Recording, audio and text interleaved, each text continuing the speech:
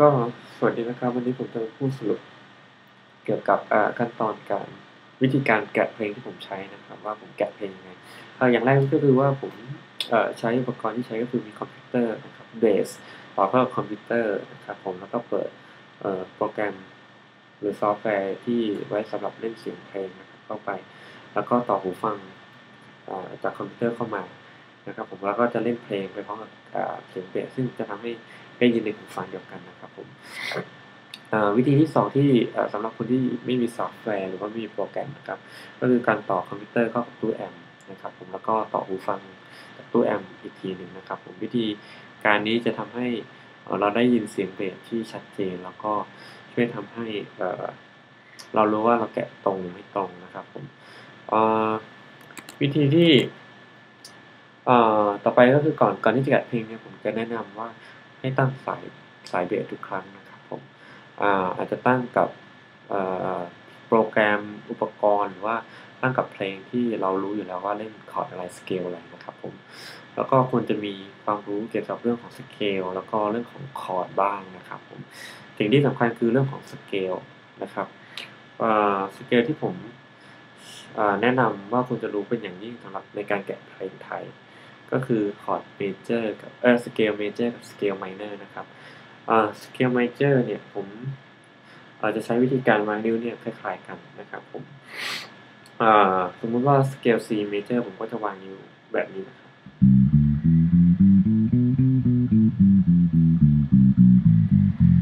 ซึ่งเวลาที่เราเลื่อน ใช้สเกลอื่นเนี่ยผมมักจะวางนิ้วในลักษณะเดียวกันสมมุติว่าเป็น D นะครับ D major ผมก็จะวางในลักษณะเดียวกัน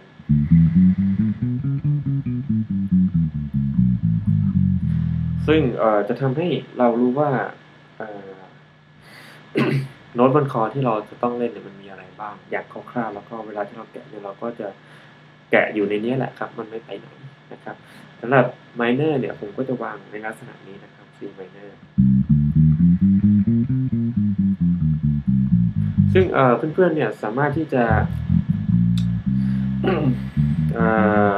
ไล่ไปนะครับทุกคอร์ดได้หาวิธีการวางนิ้วที่เหมาะกับตัวเองแล้วก็ใช้ให้มันเข้ากับทุกคีย์นะครับผมสมมุติว่าเป็น D minor ผมก็จะวางนิ้วแบบเดียวกันนะครับผมสเกลสิ่งที่อยากจะบอกให้เพื่อนรู้อีกอย่างคือว่าสเกล minor เนี่ยจะเป็นโน้ตตัวที่ของสเกล major สมมติว่าสเกล C major นะครับผมโน้ตตัวที่6คือ A minor นะครับผมเพราะฉะนั้นสเกล A minor เนี่ยจะเป็นโน้ตตัวที่6ของสเกลC major นะครับส่วนเรื่องที่ต่อไปก็คือที่คุณจะรู้ก็คือเรื่องเกี่ยวกับคอร์ดส่วนประกอบของคอร์ดแล้วก็การใส่คู่5คู่8เข้าไปนะครับผมเรื่องเหล่านี้จะทำให้เราพอเดาได้ว่าท่อนส่งลูกเล่นของแต่ละเพลงเนี่ยเป็นยังไงนะครับผม สมมุติว่าคู่5วิธีการใช้คู่5ก็คือใช้โน้ตตัวที่5นะครับของ ของคอร์ดตัวนั้นนะครับสมมติ C ตัวที่5ก็เป็น G นะครับทีนี้จะใช้เสียงต่ำเสียงสูงก็แล้วแต่นะครับแล้วก็คู่8ก็คือการเล่นนะครับผมแล้วก็ส่วนการใช้ส่วนประกอบของคอร์ดในการเล่นอย่างเช่นคอร์ด major 7นะครับเราก็อาจจะใส่ก็คือเป็นตัวที่5นะครับตัวที่7แล้วก็8นะครับพวกนี้จะทำให้เราใส่รายละเอียดของลายเบสเข้าไปได้แล้วก็พยายามเขาเรียกว่าสามารถที่จะจับทางเบสคร่าวๆได้นะครับผม เพลงที่ผมจะลองยกมาเป็นตัวอย่างนะครับวันนี้ก็คือเรื่องของก็คือเพลงมี2เพลงก็คือเธอยังกับเพลงยิ้มนะครับซึ่งจะใช้สเกลที่ใกล้ๆกันนะครับผม สำหรับเพลงเธอยังเนี่ยเพลงนี้คอร์ดเสียงเบสที่เข้ามาเป็นที่ผมจับได้แรกก็คือ B นะครับผมเวลาที่เราจับโน้ตตัวแรกของเพลงได้เนี่ยคอร์ดแรกของเพลงได้เนี่ยมักจะเป็น คอร์ดตัวแรกของสเกลนั้นเสมอสมมุติว่าเป็นเพลงนี้ก็คือว่าเป็นเพลงเป็นตัว B เพราะฉะนั้นสเกลในเพลงนี้ก็อาจจะเป็น B major หรือ B minor ก็ได้นะครับผมงั้นเราก็มาฟังคอร์ดต่อไปว่าเขาใช้คอร์ดอะไรนะครับซึ่งปรากฏว่าเป็นคอร์ด G sharp นะครับผม พอลงตัวนี้เราก็พอจะรู้แล้วว่าเพลงนี้ใช้คอร์ดใช้สเกล B major นะครับผมเพราะว่า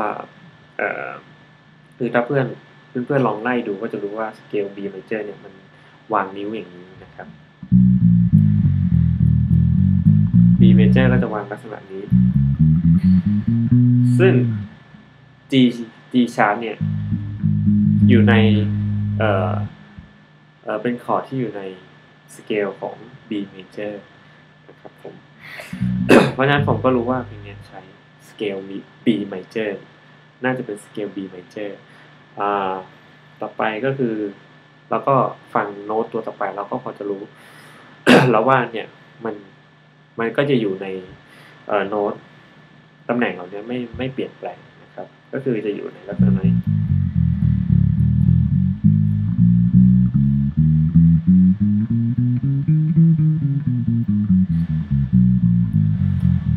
ก็คือจะอยู่แค่นี้ไม่ไปไหน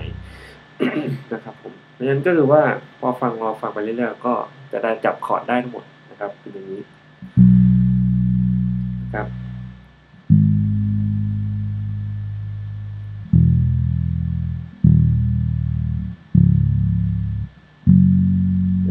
นี่คือ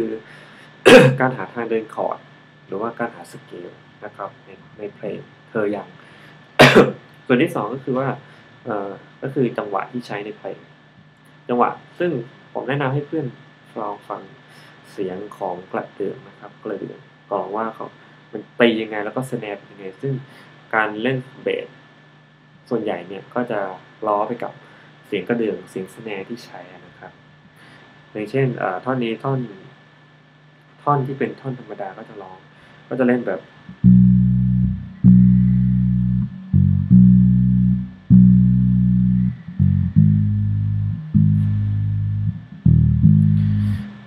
หรือว่าท่อนที่เป็นท่อนฮุกนะครับผมก็จะใช้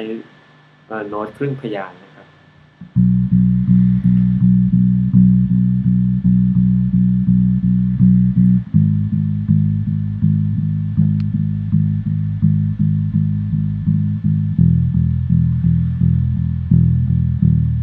ผม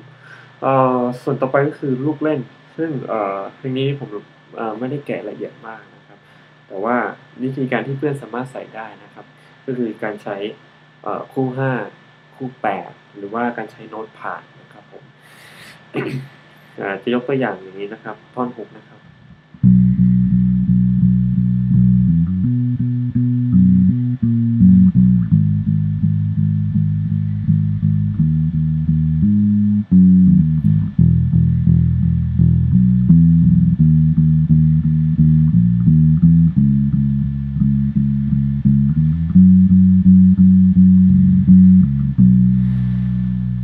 ก็คือผมก็จะใช้แค่นี้ใช้คู่5คู่8แล้วก็ใช้โน้ตผ่านต่างๆนะครับ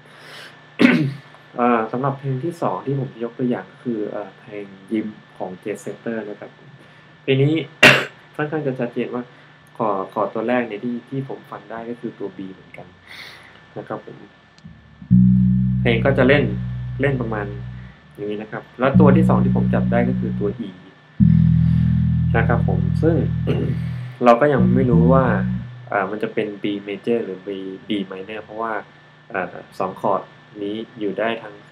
สเกล B major แล้วก็ B minor แต่ว่าคอร์ดต่อไปเนี่ยเป็นการบอกให้เรารู้ว่ามันน่าจะอยู่ในคอร์ดในสเกลอะไรนะครับซึ่งคอร์ดต่อไปที่ผมจับได้ก็คือ A นะครับ A เนี่ยมันอยู่ในสเกล B minor นะครับผม เพราะฉะนั้นผมก็คิดว่าเพลงนี้น่าจะใช้สเกล B minor นะครับแล้วก็งั้นผมก็จะแกะในลักษณะคอร์ดที่แกะได้ก็จะเป็นเริ่มจาก B นะครับแล้วก็ E แล้วก็ A แล้วก็ F sharp นะครับผมนั้นเวลาที่ผมแกะได้ก็จะเป็นลักษณะนี้แล้วก็ท่อนฮุกนะครับท่อนฮุกก็จะเป็นก็คือจะเป็นตัว D นะครับผม D ซึ่งจะเห็นว่าเป็นคอร์ดเมเจอร์นะครับก็คือว่า B เป็นโน้ตตัวที่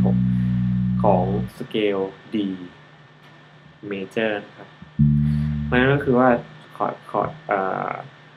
ทางเดินคอร์ดในท่อนฮุกก็จะเป็น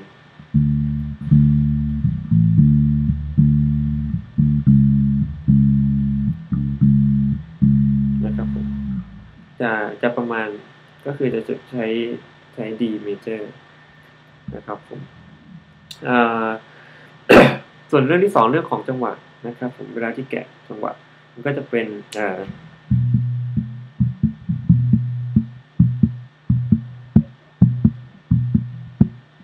นะครับก็จะเป็นอย่างนี้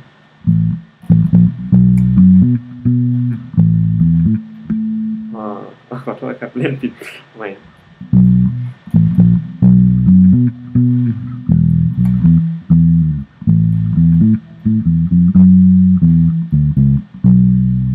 ก็จะเป็นผมก็อธิบายไม่ถูกแต่ว่าจังหวะที่มันจับได้นี่คือ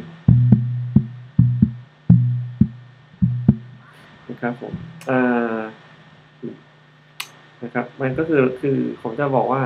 เราอาจจะต้องฟังบ่อยๆให้ชินกับจังหวะนะครับชินกับเสียงกระเดื่องเสียงสแนร์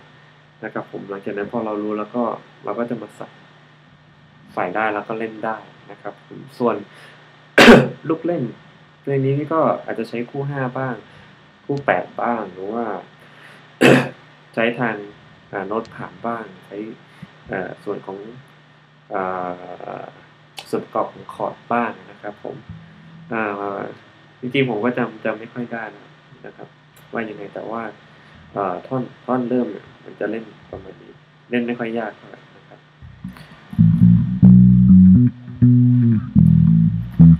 โทษครับ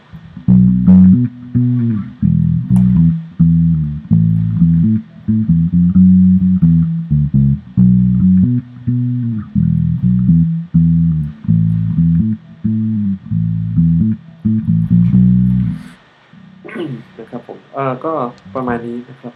ถ้ามีใครอยากจะรู้อะไรเพิ่มเติมก็เขียนมาถามได้นะครับก็หรือว่าอยากให้พูดถึงเรื่องอะไรเพิ่มเติมก็เขียนมาบอกแนะนำกันได้นะครับขอบคุณมากครับ